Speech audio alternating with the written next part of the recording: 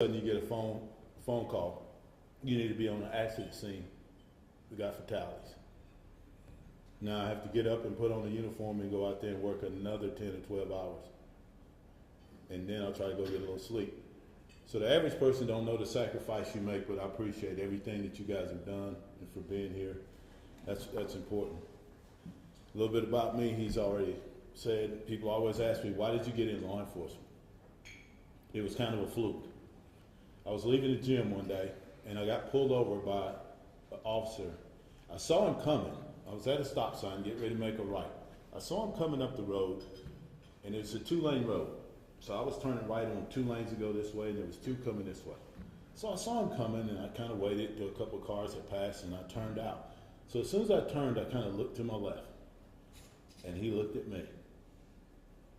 And so I proceeded down the road. So a couple minutes later, I look up, I see him driving through the median, jumps in behind. So I'm like, okay. I own a painting business at the time. So I got there and he pulls me over. And I asked him, I was nice as I can be, sir, he said, can you please explain to me why you pulled me over? You're speeding. I was like, sir, there's no way I was speeding. I just turned from that stop sign right there. You were speeding. So I said, okay. So he comes back about 15 minutes later and he goes, can you step out of the car? I need to show you something. I'm like, yeah. He goes, you don't have proof of insurance in the car. I said, yeah, I know. My office is right there. I'm getting ready to go get the cars. He goes, but you don't have them in the car. I'm like, okay. Turn around and put your hands on your back. I'm like, didn't know what was going on. Well, the guy's about this tall. And at the time when I left football, I was probably 215 pounds. I've never been 215 pounds in my life, but I was probably, but I just left the gym, say that. So he's trying to handcuff me. Well, to this day, I still can't get my hands together. And he's about this tall. So he's yelling on the radio, stop resisting, stop resisting. Next thing I know, here's 5 or 6 other cops. I'm face planted on the trunk of the car. They handcuffed me like this and left me in the back of a car for 45 minutes while they ripped my car apart. Literally took the back seats out, tire out, tore the dash out, and took me to jail. And I sit in jail all day. And I got out, and I told my brother, I said, we're closing our painting business. He goes, why?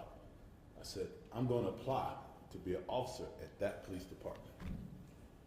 He goes, why? I said, because they treated me like I was the worst piece of crap I've ever seen in my life. There's got to be somebody at that office that can treat people the way they deserve to be treated. So I applied at that agency, made it all the way through to the background. They told you to go buy your driving history and attach it to the booklet. So I did that.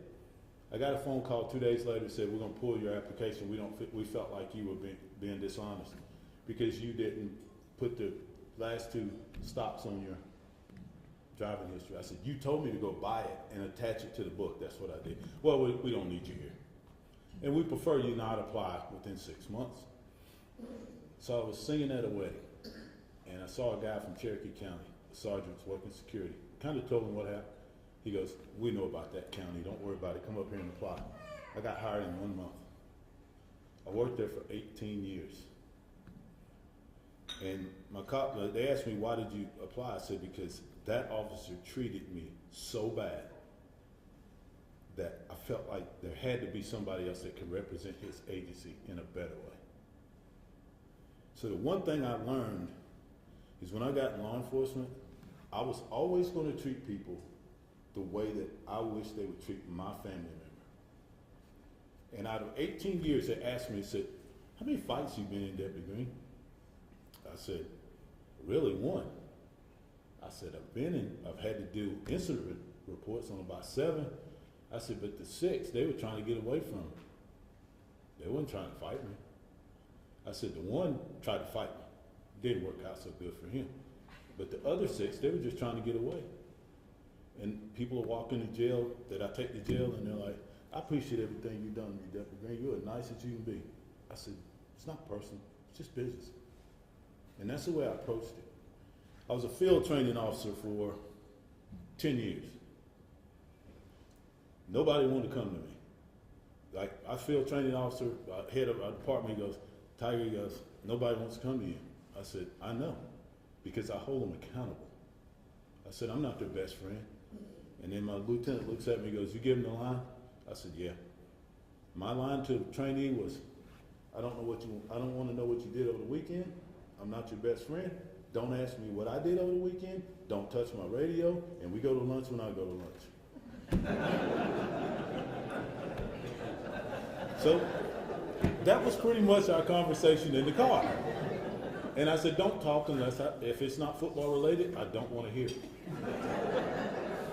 If it's not law enforcement, I don't want to hear it. But the thing I told him, I said, I don't know if you guys understand that you have more power than the president. And they look at me like I'm crazy. I said, you right there have more power than the president. They go, no. I said, you can take someone's freedom away like that. I said, the president has to go through hoops and get approval by this person, this person, whether he's going to do something. But I said, you can stop at a stop sign. Tail lights out. You got an equipment violation. Turn around, put your hands behind your back. I said, you just took somebody's freedom away.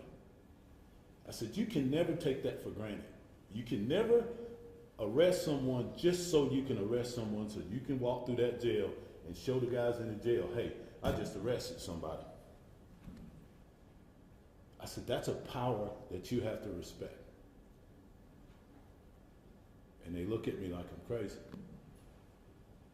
But you guys have got the hardest job in the world right now, and I would not want to go back and do what you do. Because there's so many different things now that you have to deal with. When I was working, you didn't have to deal with it. But the one thing I did learn is that if you treat people with respect, a lot of times it will let you go home to your families. If you treat people without respect, there's a lot of times you ain't gonna go home to your family. But I learned that the hard way, and I learned it by watching some of the guys I work with constantly get in fights every single time we go to a domestic. They make it worse. And I walk in and everything gets quiet. And the trainee looks at me, he goes, why did everything get quiet? I said, because the police finally got here. And then I stand there for a second and I go over and talk to somebody in the tone that I'm talking to you, and within 2 minutes, the situation totally de-escalates. Now, not every time. Every time you're gonna have to put hands on and you have to make a point. But make a point with a quiet voice. But like I said, I appreciate every one of you guys, and I wish nothing but the best for you and your family and your safety. And I hope I didn't bore you too much. But this was an honor for me to be here, and I'm gonna be praying for all of y'all. And just make sure you stay safe. Do the best you can. If there's anything I can ever do for you, let me know.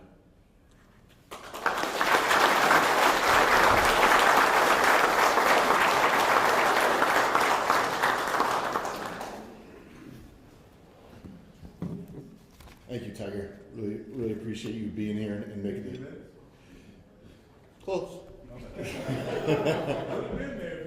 I know. I took your first 5. Next, I now want to introduce our next speaker. Joining us here from the Waukesha Police Department, Chief Dan Thompson. Chief Thompson was sworn in as Waukesha's 14th Chief of Police in May of 2020. Prior to accepting the Thompson was a here's Thompson.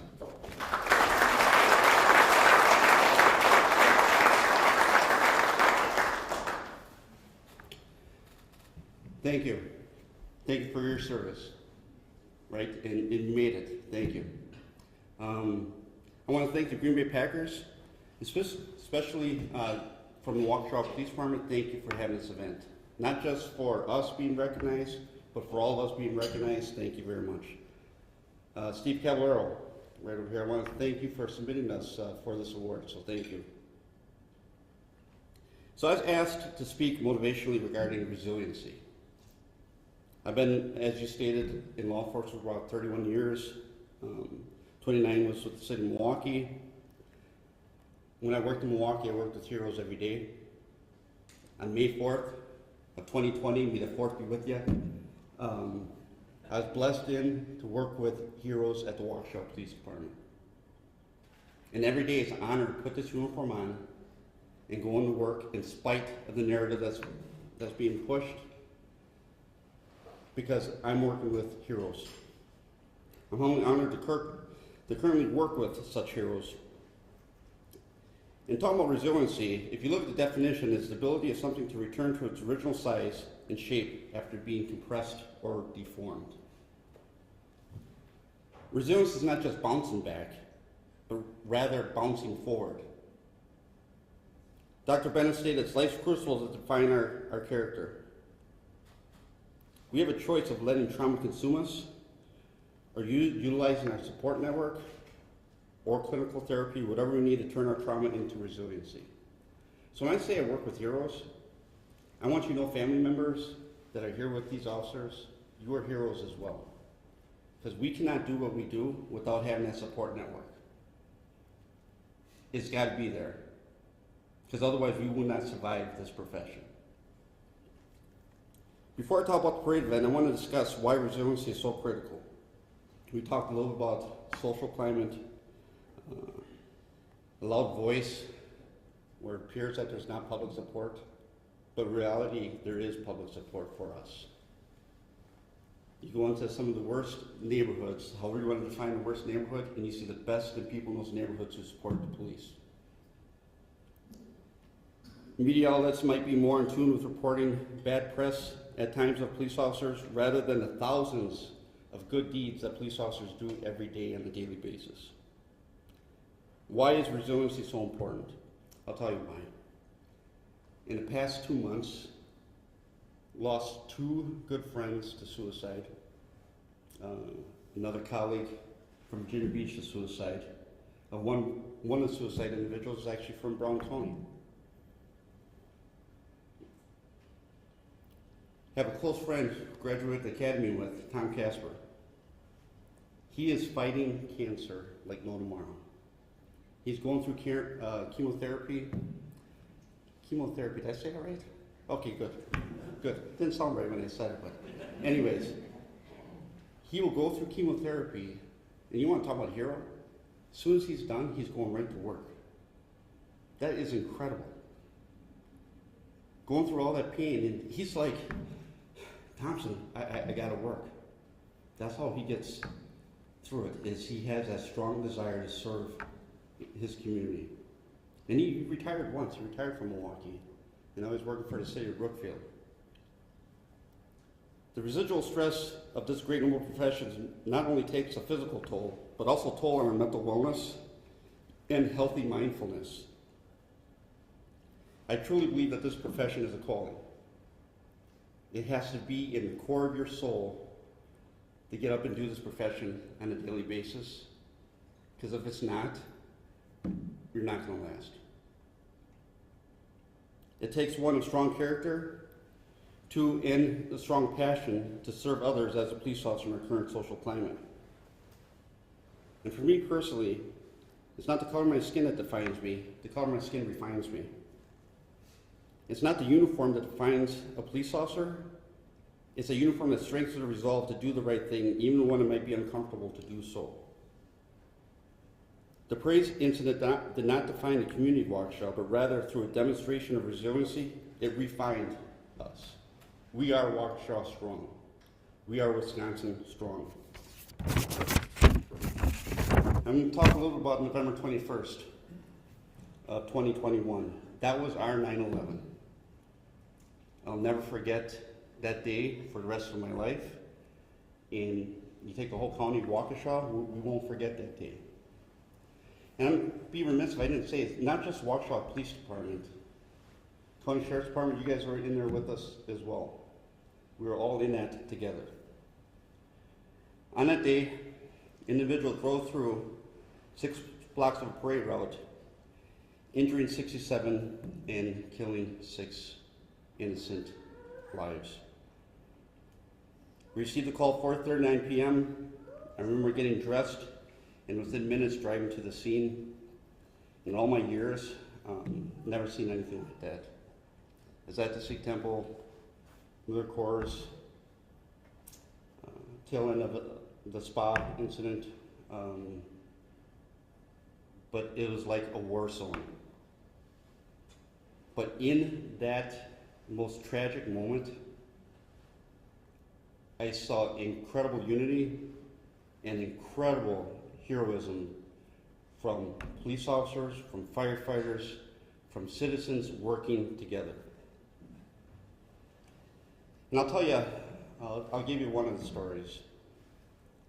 And I'm going to be honest with you, the victims, if I say their names, I get choked up. Just even thinking their names gets me choked up.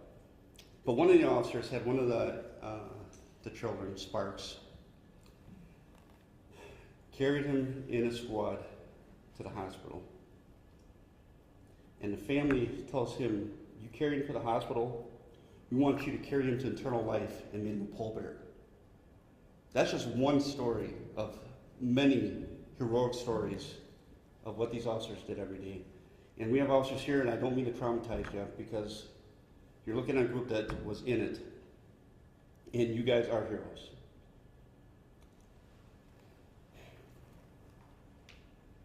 One thing that police officers are human beings. Trauma does take a toll on us.